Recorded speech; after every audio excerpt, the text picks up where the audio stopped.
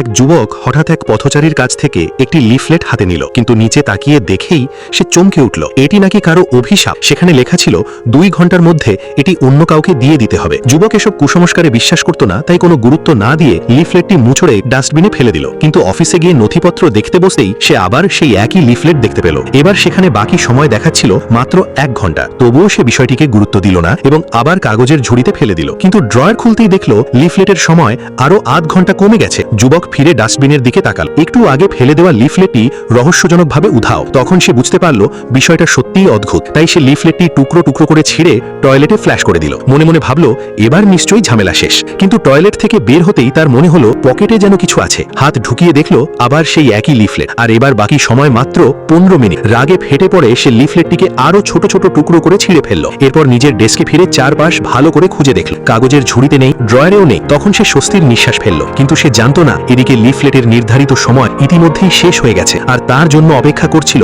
আরো ভয়ঙ্কর কিছু। একটির বদলে আরো অনেক অভিশপ্ত লিফলেটের আবির্ভাব।